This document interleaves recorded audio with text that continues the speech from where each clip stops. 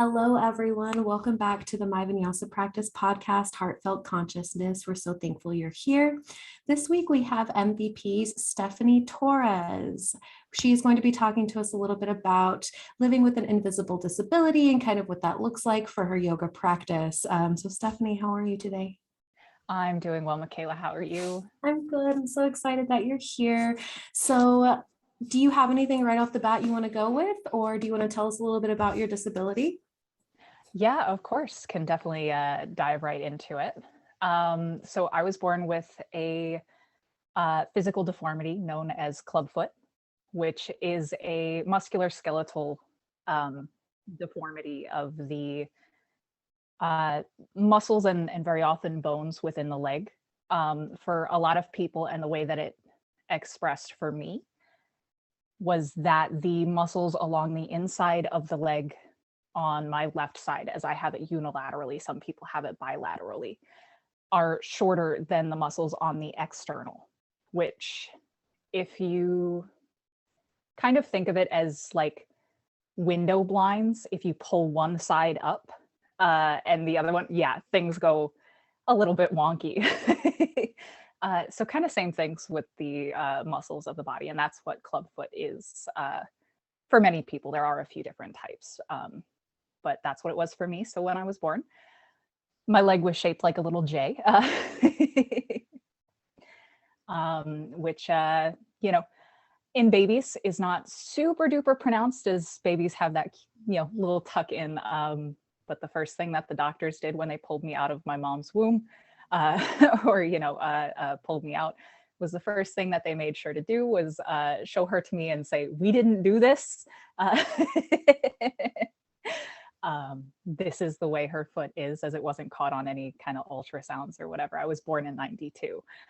And so what that has meant for me as I grew up, I was casted and stretched from 2 weeks old.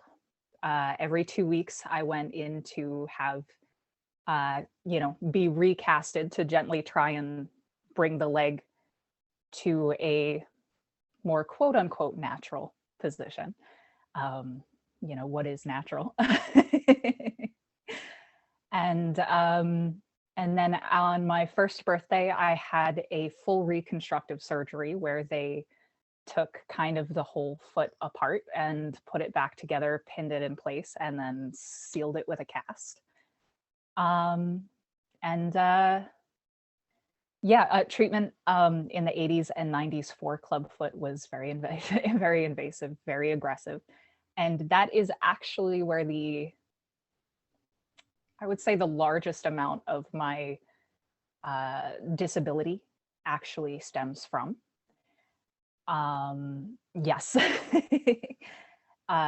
So being that the surgery was so invasive and moving bits and pieces around that aren't where kind of the foot developed those bones to be in utero, has left me with things like premature arthritis at a very young age, scar tissue all up and down the back of the Achilles tendon, which actually even impacts the clothes that I'm able to wear, as that area is so sensitive.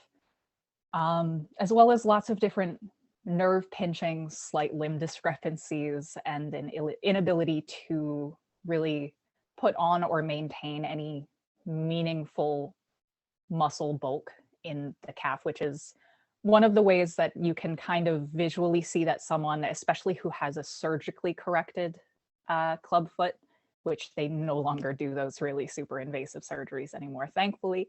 But you can still kind of see in a lot of referred to in the clubfoot circles as clubbies, is that they will very often have very, very minimal muscle mass on an affected leg. So there will be a sometimes slight, but very often much more severe atrophying of the muscles of the affected legs.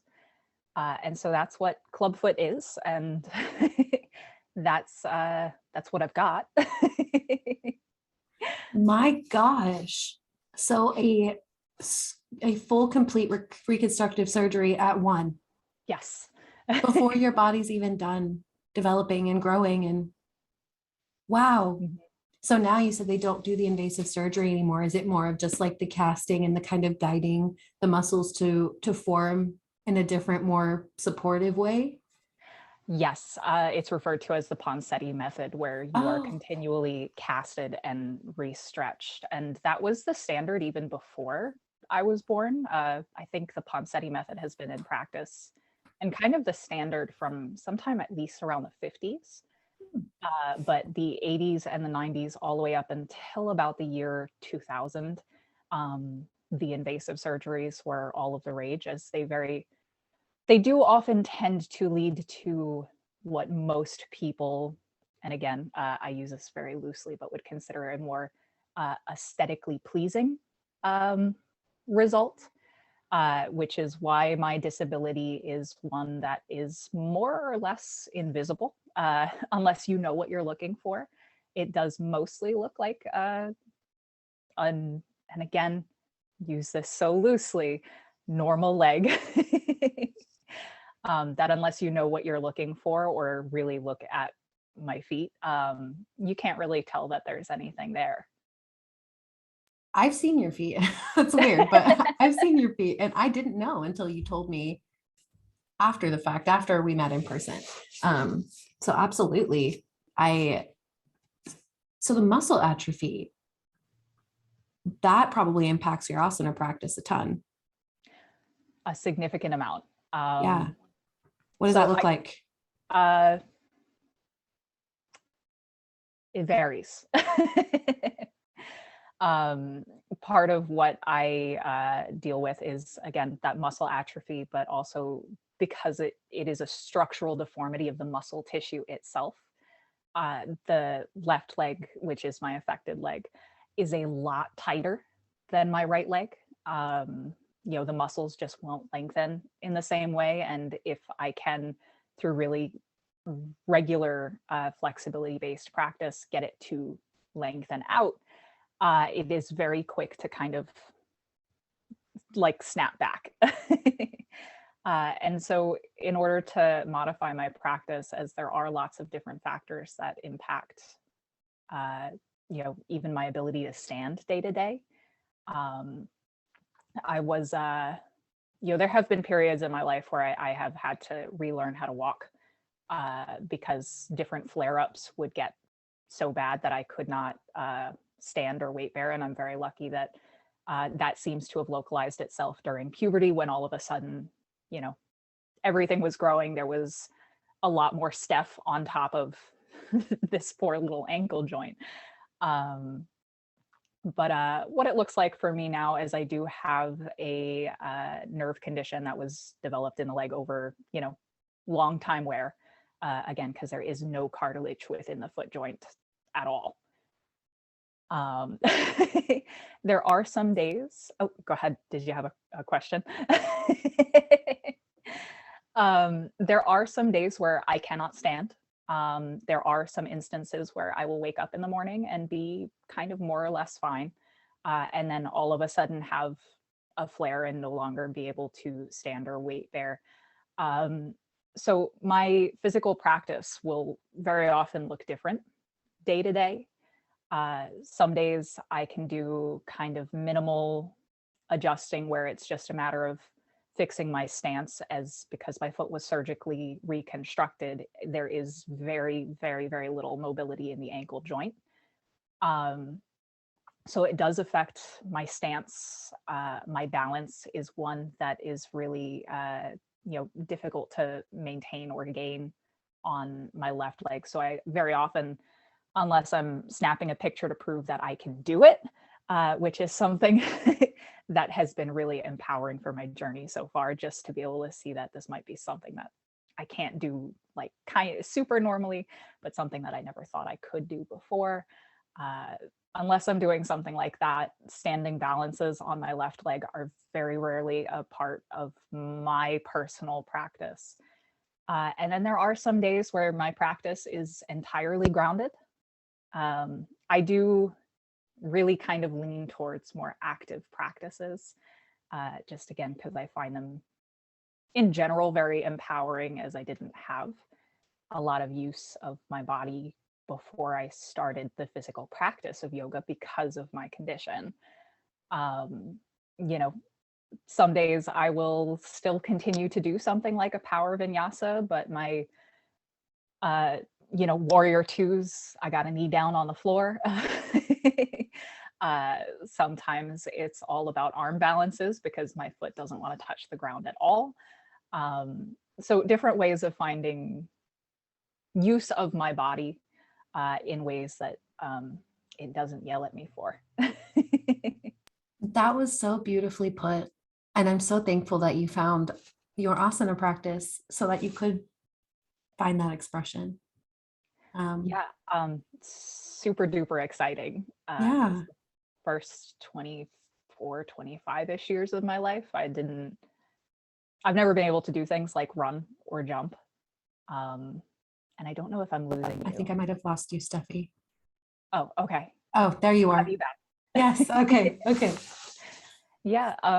So all I was saying was that for the first like 24-ish, 25 years of my life, I wasn't able to do activities like run, jump, very, very limited use of the leg at all. And through asana practice, when I finally came to it and was like, everyone's been telling me my whole life that I should do this. And because especially it being a muscle deformity, I could never do things like even hinge to a 90-degree angle on the legs because the hamstring especially was just so unbelievably tight. It has given me a lot of use of the body that I didn't have before. It did allow me to put on a little bit of muscle mass on my left leg. The atrophying before I started practicing was much more severe, and through practice, I have been able to put a little bit on. But also knowing that all of that is kind of temporary for me. As the prognosis for people, especially again with surgically reconstructed clubfoot, especially from around the 80s, 90s, is not a great one. Yes, just because having such an invasive surgery does a lot of damage very often within, again, the joint itself. There are a lot of people who end up relying very heavily on mobility aids, and even some people who nerve damage does get so bad for they do have to have limbs removed. And knowing, always kind of understanding that that is more or less the path that I'm on. I know that, yoga has given me time to kind of express my body in these super active ways that I never thought that I could before, that I never, believed was possible, but also knowing and helping me be a little bit more okay with the fact that this isn't forever. And that there are ways that I can modify my practice to keep practicing that don't require my leg. And isn't that the best example of living in the practice, right? Because we're never in the same place, regardless of if it's a physical that you're dealing with or something else, just being open to the fact that it's most likely going to change. Yeah. And that is, like you said, that is the practice. Yeah. And getting kind of preemptively okay with any and every possibility that lies ahead. That in itself is also, I would say for me, one of the more empowering pieces of the yoga practice. I love that. The Ishvara Pranidhana, the surrender. Yes. Absolutely. Oh my goodness. Okay. So I have a lot of questions in my head. Let me pick one. You don't have any cartilage in your ankle. Correct. So they took it out, or it just wasn't there because of the deformity itself? It's not super clear to me how much would have been there beforehand, but the way that all of the bones, surgical procedures and whatever can do just damage to it Yeah.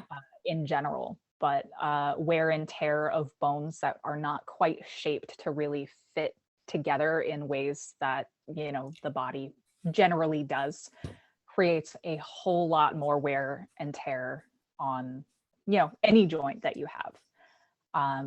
So over time, it has been and I'm not super great with the exact anatomical terms, but the leg bone has been grating against the actual ankle bone and, entirely changing the shape over time, which is why very often it is very painful for me to stand, to walk, and again, has created some nerve problems. But,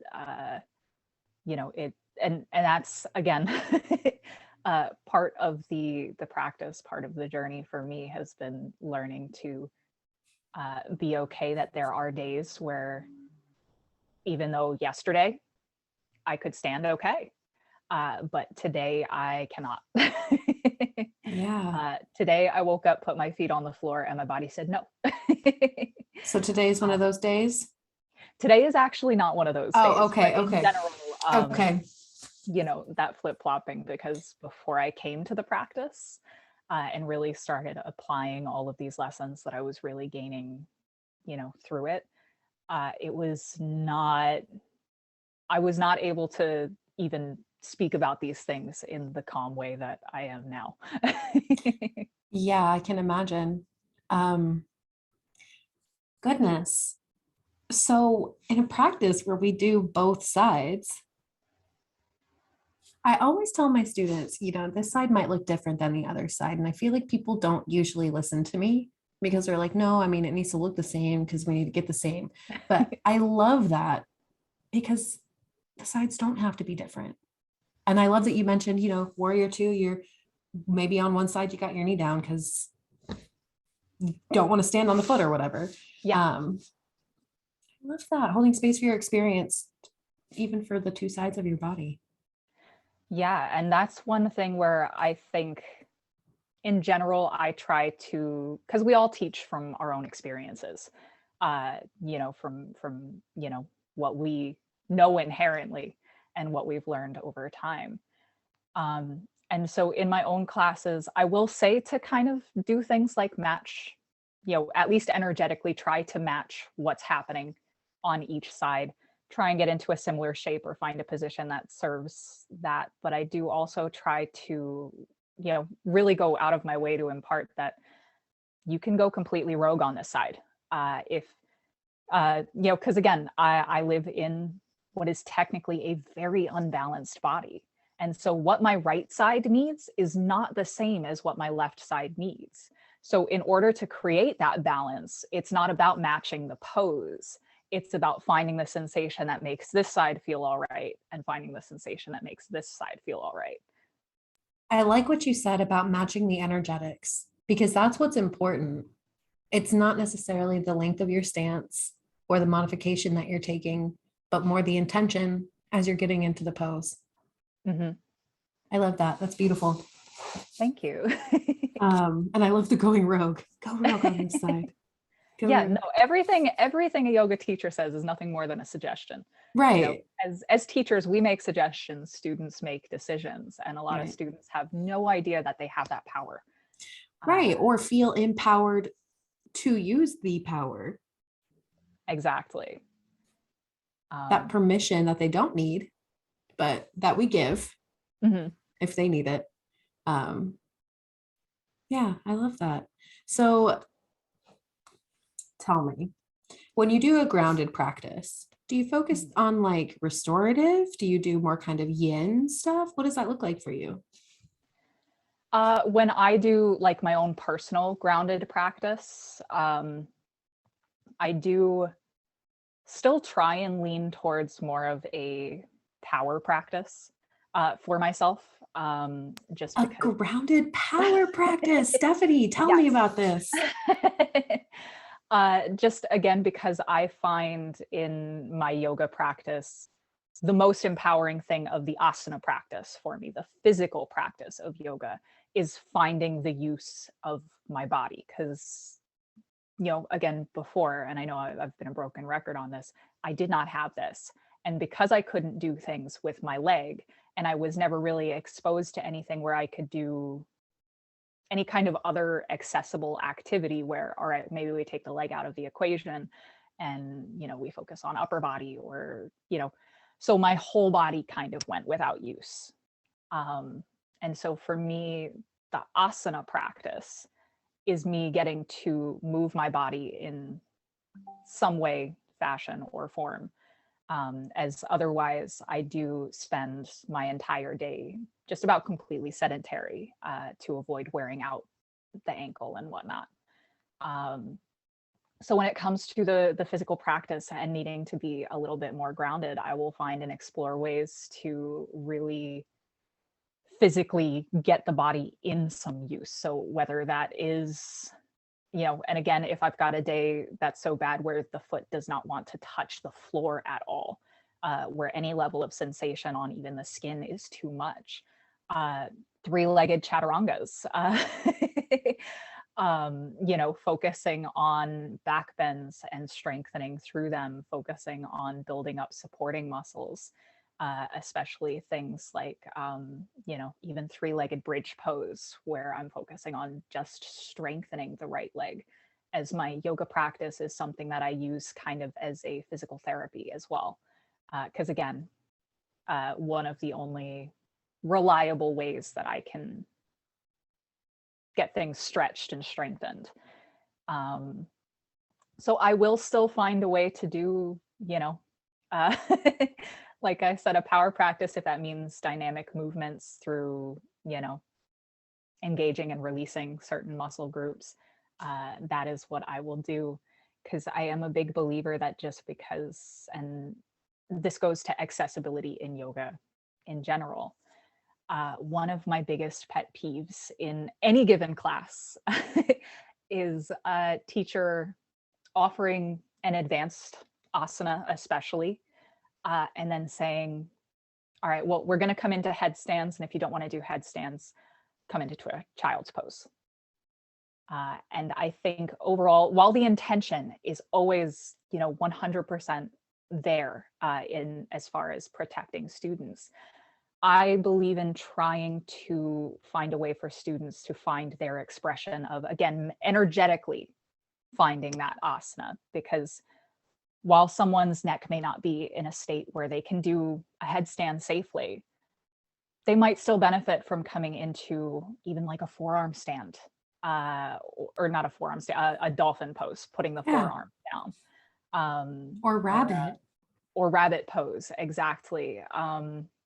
Or even propping it up to come into a fully supported headstand, or legs up the wall kind of thing, if the goal is to get the body, or swap up the blood flow. That there are lots of ways to still accomplish something that are not stopping or coming into a rested position, which is not to say that's at all wrong. But if that's something that you're coming up against in your yoga practice, especially for people coming into it with various physical concerns, it's not really empowering to be like, okay, well, you can participate or you can rest, every single time. And I can totally get that a lot of yoga teachers may not consider that, which, if that's not something that's come up for them in their own practice, who's to say that they would know that that's something that students may be feeling. But in my own classes, I do try to make every effort that I can to offer options that, if you want to rest, you can take it. Absolutely. But if you want to find a way to express the body really physically in some way, we're going to find a way for you to do it safely. Yes, I love that. Instead of it being like one extreme or the other, what would it look like to offer options in the middle? Exactly. Yeah, because I can imagine how frustrating that might be, especially if you're not well versed in yoga, so that you can't give yourself those options. Because you and I know, if we're in a class and the teacher offers something and they didn't give an option for us, we're going to do it anyway, Yes. because we know we can. But it must be frustrating, or I can imagine that it might be frustrating if you don't have the knowledge to support yourself in that way and the teacher doesn't give you anything. Yes, 100%. And I spent some time managing a yoga studio, and I had lots of regulars that came in, and anytime we would have a new student with some sort of physical, physical concern, always tried to work with them a little bit directly, if of course they allow me to help them find what is empowering. Because I find, especially as someone who has managed a studio, gotten to work very kind of one-on-one and hands-on with students in my time. One of the things that turns students away, especially beginners, from the practice as a whole is when they walk into a class and it is not, they don't feel that it is any way accessible to them. Because it takes a lot of courage to step into a yoga class in the first place, and then to continually feel that not enoughness while in it, which is never true. However you arrive on your mat is more than enough, is absolutely perfect. But it is, especially when you are someone who, from a societal and a social standpoint, things are not built for you. Various forms of access or accessibility are just not there. To walk into a class where even someone may say, like in my instance, people were telling me, Steph, do yoga. It's not super difficult on the joints. It can be a more grounded practice. And I didn't believe them at first. And I did have a great experience when I first entered the practice. But if I had walked in and the teacher made me, either I felt ignored, in my condition, or the teacher was cueing all of these, crazy advanced asanas, which again is great, but there were no options that I felt that I could take advantage of. Well, what's the point of me going anymore? So I am absolutely blessed that I did walk into, my first class and feel like, this was something that I could do, even though I did spend most most of that first practice, on the floor on my knees, just looking around the room like, what is going on? How do I make this happen? But I did feel empowered enough in that first class, seeing a range of students and seeing that the teacher, saw that I was struggling and would try and give some other option for it. Uh, you know, it made all of the difference.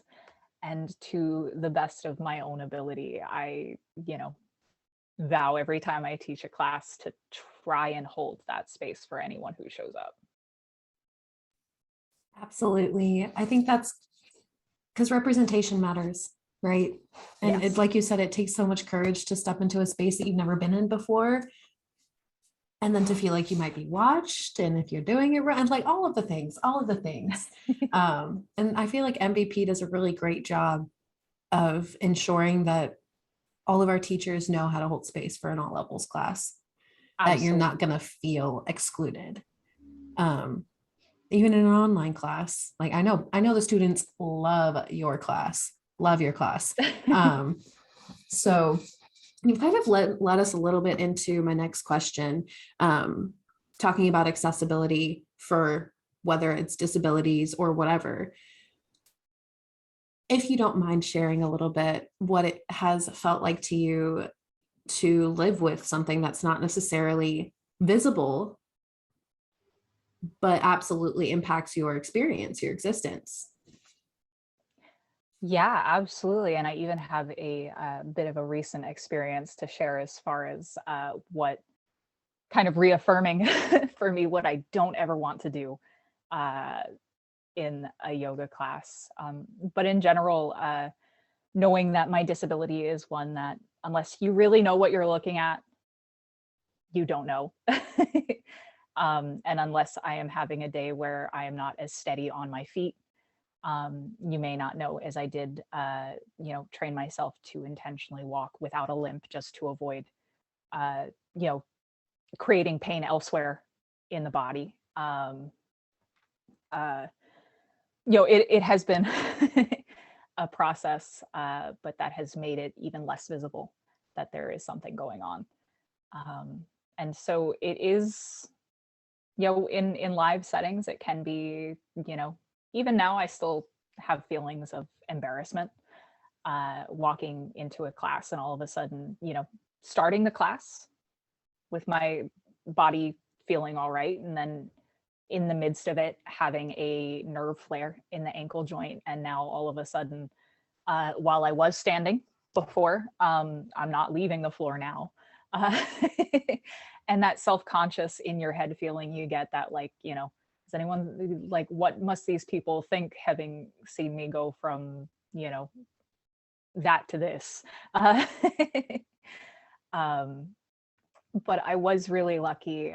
Before the pandemic, I was teaching in a studio, and all of my students knew, that at least if they didn't know the exact things, they knew that some days I was going to teach standing up and walking around the room. And there were some days where I had crutches and I was just sitting the whole time. And they knew that if they had a question, they had to actually speak up and say, "Hey, Steph, how might I do something like that?" Or how might I modify this, instead of being able to wave at me as I was walking past them, kind of deal. It did improve my teaching ability in that, I got real good at giving people cues and helping them, find alignment without ever touching them, which has come in handy, as not all people feel right with hands-on adjustments. I It goes both ways. But I did have a experience recently where I just felt so completely othered, in a live class that I attended. This was a few months ago at a local studio. Hadn't really been to it before, but this teacher was one who would stop and break down poses every now and then. But again, my physical practice does not always look like anyone else's. And the alignment that is safe for me, because of the structural differences, is not necessarily what is safe for anyone else.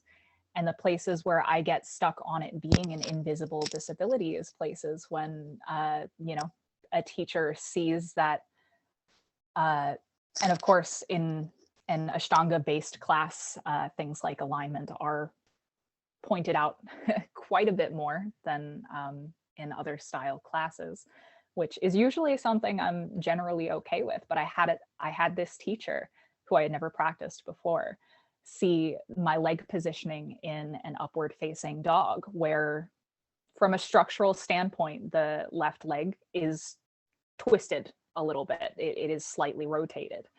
And so when I come up, that left side, the heel spins almost all the way out to the left side, which, from a super alignment focused standpoint, is one that would be corrected in many instances. However, that is my alignment. That is the only alignment that I am capable of on that side. But this teacher came over and used me as an example to try and correct this, that, your heels, which again, I'm not even a believer that they have to be, but your heels have to be coming inwards in order to keep various parts of the body safe. And actually put her hands on my ankle to try and move it. And I wish I could say that I said something. Looking back on it, I feel a little bit of shame in that I shut down in embarrassment, which is not at all, like that's not me. She was in the wrong, but I couldn't at that point, it was so embarrassing for me because I didn't tell her beforehand that I had anything going on, which I usually do. Just to let teachers know why my body is, why I'm going quote unquote rogue. Uh, uh, but used me to fix the rest of the class when it was alignment that was never right, never safe for me. And I feel comfortable saying that that teacher was not a great one. Uh, in the yoga practice, we try not to judge, and I make every effort not to judge, but that was wrong. Uh, You know what? We can recognize that we're spiritual beings that are also in a human experience, and exactly. we live amongst others, and there are things you do and there are things you don't do. Exactly. And that's one of them.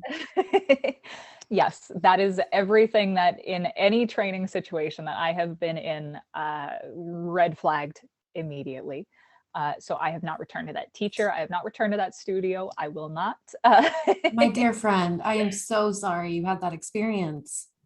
Yes, but these are things that people with disabilities, visible and otherwise, do contend with when they go anywhere in the world. But these are especially situations that when we are holding yoga space, we want to create a safe, accepting space. And just saying that this is a safe space is not enough.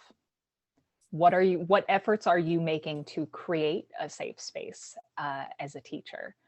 And what efforts are you even as a student doing to create a safe space for yourself? And for me, in that instance, that is not going anywhere near that studio again. Yeah. Yes. And I know that these things happen. I know that they happen frequently, and I know that that's not how I want to make anyone feel ever. Uh, Yeah, um, absolutely. How that makes me so sad. it's sucky. Uh, Like, it makes me feel indignant. Like, how dare she? yeah, How dare she? yeah.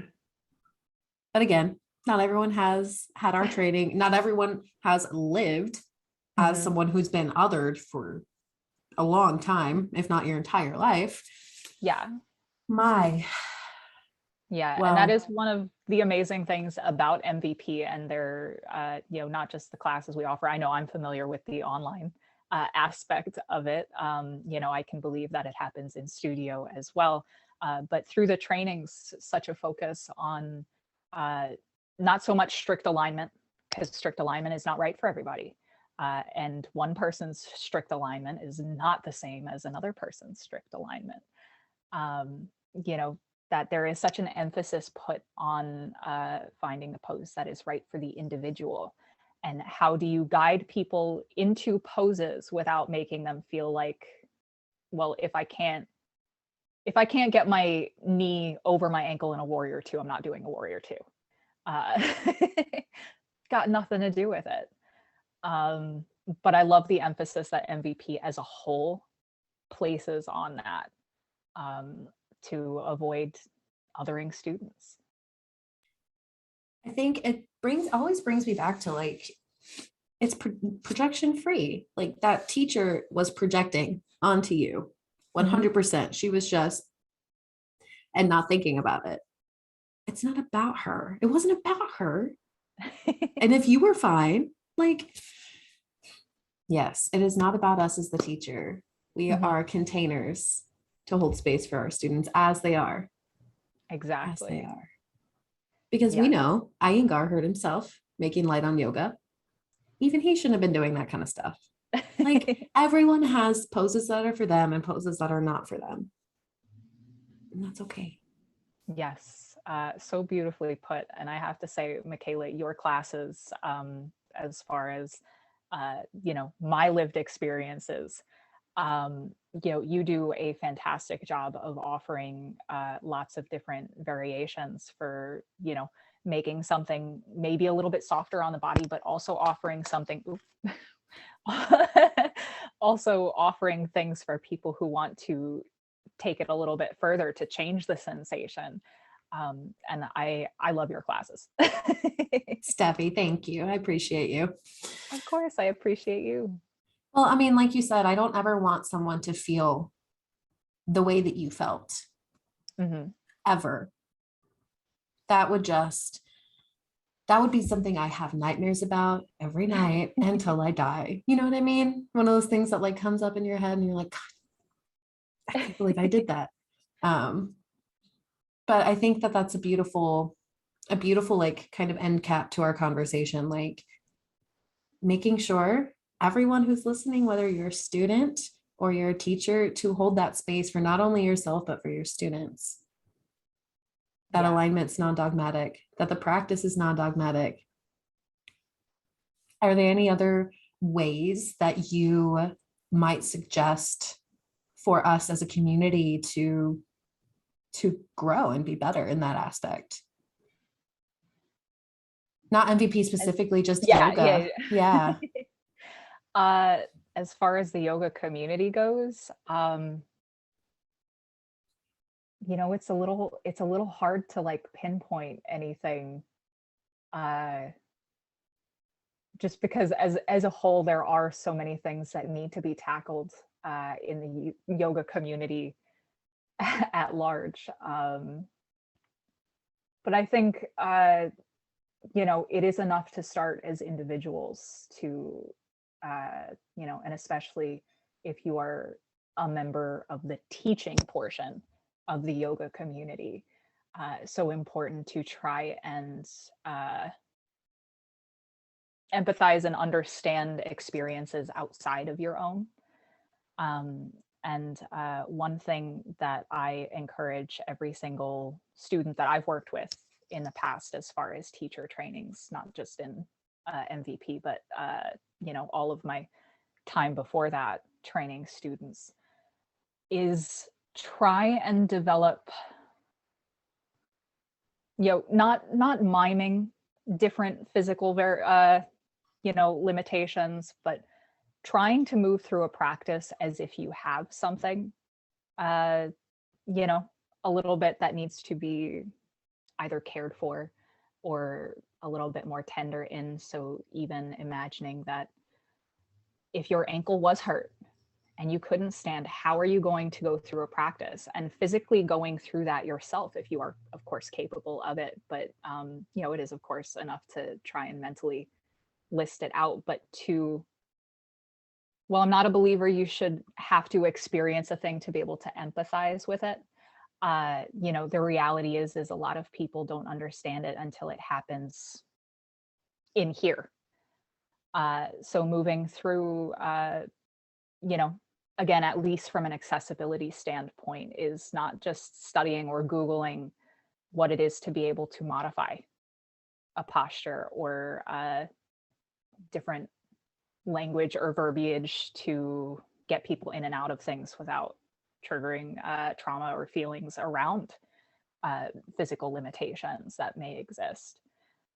And trying to go through it yourself as if that was a thing can go a really long way into actually understanding how to hold a better space for the students who do show up on it.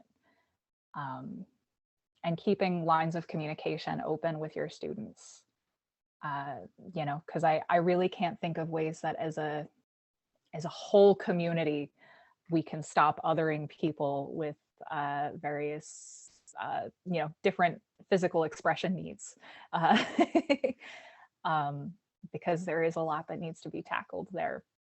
But trying to improve your ability as an individual does help that. It does help grow the community at large and help people who, if they happen to walk into your class and feel really super empowered in this one, if they do go somewhere where they do feel othered or aren't given options, they now have, maybe you have been able to impart into them a little bit of empowerment to be able to,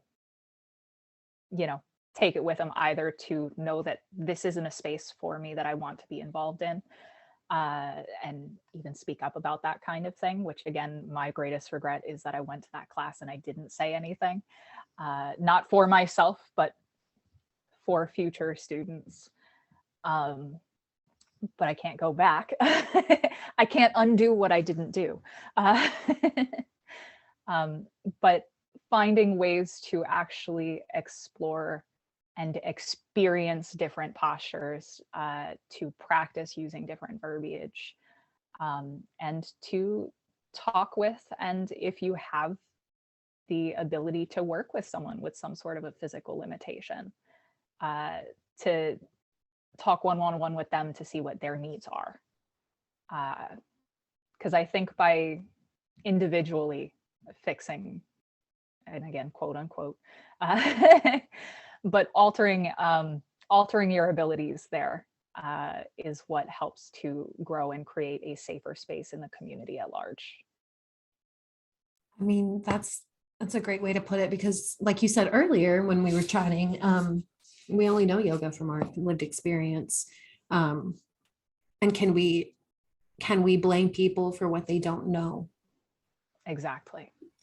On the other side, can we forgive them for what they don't know, or choose not to know? Because sometimes it is a choice. Certainly is. That's so great. Awesome. Thank you so much, Steffi, for sharing. Are there any other final thoughts, feelings, blinding flashes of insight that you want to share with the audience before we part ways? I don't think so. I think Okay. I got it all out. I mean, we had beautiful conversation. I think we kind of came to the understanding that nothing's required of a yoga practice, right? Mm-hmm. The arriving is what is important. What you do after that doesn't matter. Exactly. And if you arrive on your mat and you spend the whole time in child's pose because that's what you needed, you've done the practice. That is the practice. The choice Yeah. to not do is the practice. Exactly. So take what you want from it always. Yeah. And again, no matter what any yoga teacher may tell you, you have permission, you have authority to go rogue on your mat. Yes, you have authority to go rogue. Yes. Yes. Awesome. Steffi, thank you so much for sharing, for your vulnerability, and just all of your wisdom. I appreciate you so much. It's been a pleasure. Yes. Do you want to say goodbye to our listeners? No, just thank you so much for spending this time and listening and learning. And I hope we all get to listen and continue to learn together. Yes. Yes. Awesome. Thank you, everyone. See you next week. Have a great rest of your day.